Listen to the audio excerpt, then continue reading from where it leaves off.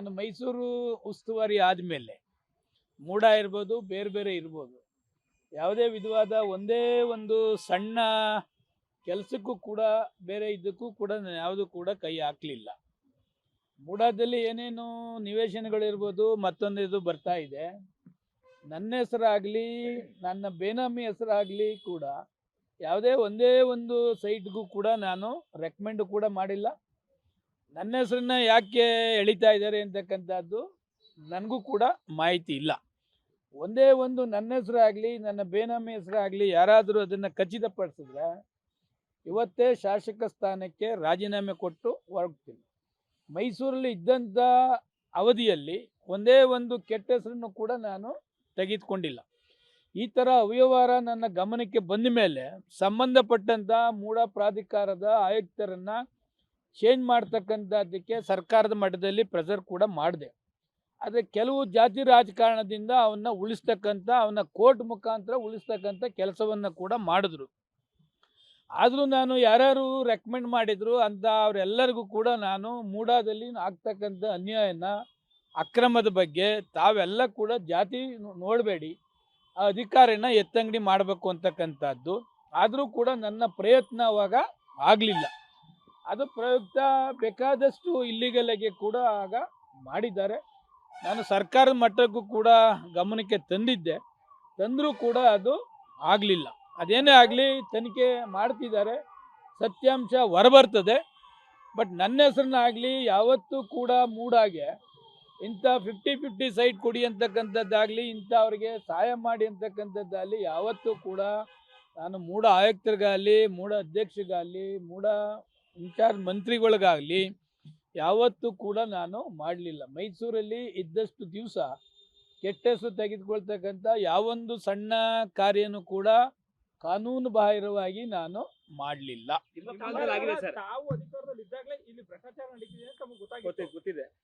ಭ್ರಷ್ಟಾಚಾರದ ಬದಲು ಈ 50-50% ಏನು ಸೈಟ್ ಕೊಡ್ತಿದ್ದಾರೆ ಅಂತಕ್ಕಂಥದ್ದು ಬೋರ್ಡ್ ಗಮನಕ್ಕೆ ಬರದೆ ಮಾಡ್ತಿದ್ದಾರೆ ಆಯುಕ್ತರು ಅಂತಕ್ಕಂಥದ್ದು ಗಮನಕ್ಕೆ ಬಂದಿತ್ತು. ಅವಾಗ ನಾನು ಸರ್ಕಾರದ ಗಮನಕ್ಕೆ ತಂದು ಆ ಆಯುಕ್ತರನ್ನ ಚೇಂಜ್ ಮಾಡಿಸ್ತಕ್ಕಂಥದ್ದಕ್ಕೆ ಪ್ರಯತ್ನ ಪಟ್ಟಿದ್ದೆ.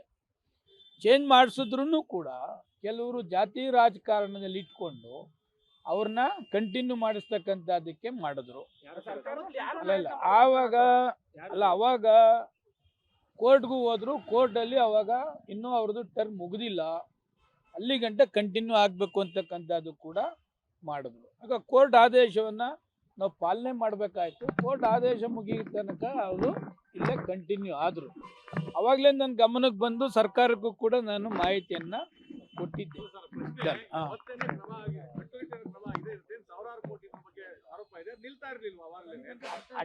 100% ಆಗೋದು. ಬಟ್ ನಮ್ಮ ಪ್ರಯತ್ನ ನಾವು ಮಾಡಿದ್ದೆ, ಬಟ್ ಅದು ಫಲಪ್ರದ ಆಗಲಿಲ್ಲ. ಅವಾಗಲೇ ನನ್ನ ಗಮನಕ್ಕೆ ಇದು ಬಂದಾಗಲೇ ಆಗಿನ ಮುಖ್ಯಮಂತ್ರಿಗಳಿಗೆ ಮತ್ತು ಆಗಿನ ಮೂಡ ಇವ್ರಿಗೂ ಕೂಡ ಗಮನಕ್ಕೆ ತಗೊಂಡು ಬಂದಿದ್ದೆ. ಅದನ್ನು ಏನೇನು ಕಾನೂನು ಬಾಹಿರವಾಗಿ ಮಾಡ್ತಿದ್ದಾರೆ, ಏನೇನು ಅಧ್ಯಕ್ಷ ಕಮಿಟಿಗೂ ಗೊತ್ತಿಲ್ಲದೇನೆ ಇದೆಲ್ಲ ಮಾಡ್ತಿದ್ದಾರೆ ಅಂತಕ್ಕಂಥ ಮಾಹಿತಿಯನ್ನು ಕೂಡ ಕೊಟ್ಟಿದ್ದೆ. ಇನ್ನೂ ಒಂದು ಹೆಜ್ಜೆ ಮುಂದಕ್ಕೆ ಹೋಗಿ ಒಂದು 400 ಸಬ್ಜೆಕ್ಟು ಮೂಡಾದಲ್ಲಿ ಬರ್ತದೆ ಅಂತ ಇಟ್ಕೊಳ್ಳಿ. ಎಕ್ಸಾಂಪಲ್ ಆಗಿ 1ರಿಂದ 25 ಈ ಶಾಸಕರದು, 25ರಿಂದ 75 ಈ ಶಾಸಕರದು, 75ರಿಂದ 150 ಈ ಶಾಸಕರದು. ಯಾವ ಸಬ್ಜೆಕ್ಟು ಕೂಡ ಚರ್ಚೆಗೆ ಬರೋದಿಲ್ಲ ಅಂತಕ್ಕಂಥದ್ದನ್ನು ಕೂಡ ಜಿಲ್ಲಾಧಿಕಾರಿಗಳು ಗಮನಕ್ಕೆ ತಂದಿದ್ರು. ಜಿಲ್ಲಾಧಿಕಾರಿಗಳು ಕೂಡ ಅನೇಕ ಪತ್ರವನ್ನು ಕೂಡ ಬರೆದಿದ್ರು. ಆದರೂ ಕೂಡ ಸರ್ಕಾರದ ಮಟ್ಟದಲ್ಲಿ ಅದು ಆಗಲಿಲ್ಲ. ಈಗಲಾದರೂ ಸರ್ಕಾರ ಎಚ್ಚೆತ್ಕೊಂಡು ಏನೆಲ್ಲ ಕಾನೂನು ಬಾಹಿರವಾಗಿ ಆಗ್ತಿದೆ ಅದನ್ನು ಮುಂದೆನಾದರೂ ಕೂಡ ತಡಿತಕ್ಕಂಥ ಪ್ರಯತ್ನವನ್ನು ಮಾಡಬೇಕು ಅಂತಕ್ಕಂಥದ್ದು ನನ್ನ ಒಂದು ಮನವಿ.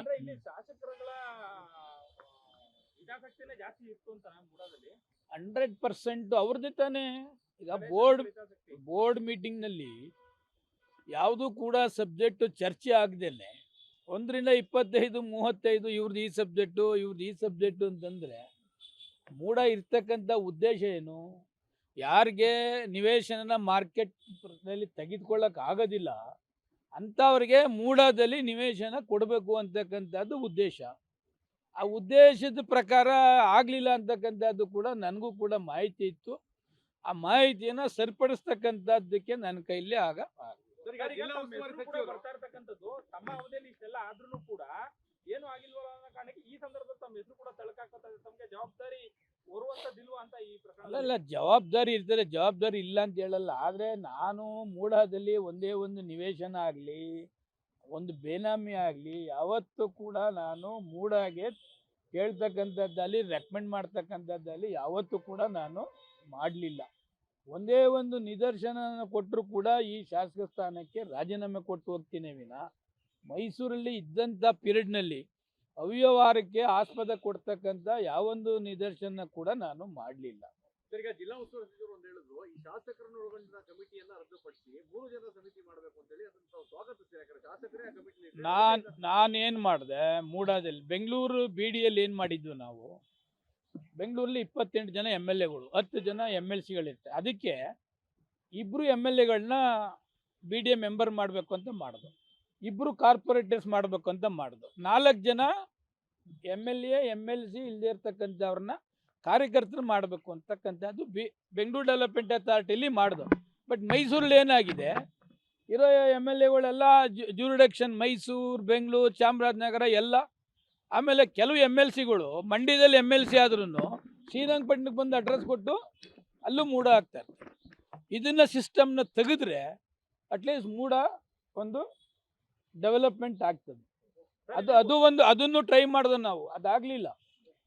ಸರ್, ಈಗ ಇಲ್ಲಿ ಒಂದು ಪ್ರಶ್ನೆ ಸರ್, ನಿಮ್ಮ ಕಾಲದಲ್ಲೇ ಕೂಡ ಈ 50-50 ಅನುಪಾತಕ್ಕೆ ಒಂದು ಯಾವ ರೀತಿಯಾಗಿ ಮಾರ್ಪಾಡಾಯ್ತು ಅಂತ ಸರ್? ಅಂದ್ರೆ 50-50 ಅನುಪಾತ ಆ ಡೇಟಿಂದ ಮುಂದೆ ಆಯ್ತಾ ಅಥವಾ ಹಿಂದೆ ಇದ್ದ ಎಲ್ಲ ಕೇಸ್ಗಳಿಗೂ? ಇಲ್ಲ ಕೆಲವು ಈಗ ಬೆಂಗಳೂರು ಡೆವಲಪ್ಮೆಂಟ್ ಅಥಾರಿಟಿಲಿ 40-60 ಅನುಪಾತದಲ್ಲಿ ಆಯ್ತು. ಯಾರು ಜಮೀನು ಕೊಡ್ತಾರೆ ಅವ್ರಿಗೆ 40 ಡೆವಲಪ್ಮೆಂಟ್ ಸೈಟ್ ಕೊಡಬೇಕು ಅಂತಕ್ಕಂಥದ್ದು ಆಯಿತು. ರಿಂಗ್ ರೋಡ್ ಇತ್ತು, 10.5 ಎಕರೆ ರಿಂಗ್ ರೋಡ್ ಬೆಂಗಳೂರಿನಲ್ಲಿ. ಮುಖ್ಯಮಂತ್ರಿಗಳಿಗೆ ಹೇಳಿ ನಾನೇ ನನ್ನ ಕಾನ್ಸ್ಟಿಟ್ಯೂನ್ಸಿಲಿ 50-50 ರಿಂಗ್ ರೋಡ್ಗೆ ಹೋಗ್ತಕ್ಕಂಥ ಜಮೀನಿಗೆ ಮಾಲೀಕರಿಗೆ 50% ಡೆವಲಪ್ಮೆಂಟ್ ಸೈಟ್ ಕೊಡಬೇಕು ಅಂತ ಅಲ್ಲಿ ಮಾಡಿದ್ದೀವಿ. ಇಲ್ಲಿ ಅದಕ್ಕಿಂತ ನಾನು ಬರೋದಕ್ಕಿಂತ ಮುಂಚಿಂದನೂ ಇತ್ತಿದ್ದು 50-50 ಮಾಡಬೇಕು ಅಂತಕ್ಕಂಥದ್ದು. ಯಾವುದಕ್ಕೆ ಮಾಡಬೇಕು ಏನಂತಕ್ಕಂಥದ್ದು ಚರ್ಚೆ ಮಾಡಬೇಕಾಯ್ತು. ಇಲ್ಲಿ ಚರ್ಚೆ ಏನು ಇರಲಿಲ್ಲ. ಇಲ್ಲಿ ಕಮಿಷನರ್ ಯಾರಿದ್ರು ಬೋರ್ಡ್ಗೆ ತರ್ತಕ್ಕಂಥದ್ದು, ಬೋರ್ಡ್ ಚೇರ್ಮನ್ ಕನ್ಸಲ್ಟ್ ಮಾಡ್ತಕ್ಕಂಥದ್ದು ಯಾವುದು ಕೂಡ ಮಾಡ್ತಾ ಇರಲಿಲ್ಲ. ಅವರಾಗಿದ್ದವರೇ ಓನ್ ಡಿಸಿಷನ್ಗೆ ತೆಗೆದುಕೊಳ್ತಕ್ಕಂಥದ್ದಿತ್ತು. ಅದೆಲ್ಲ ಈಗಲಾದರೂ ತಪ್ಪಿಸ್ತಕ್ಕಂಥ ಕೆಲಸವನ್ನು ಮಾಡ್ತಾರೆ ಅಂತಕ್ಕಂಥದ್ದು ನಂಬಿಕೆ. ಥ್ಯಾಂಕ್ ಯು ಎಲ್ಲರಿಗೂ.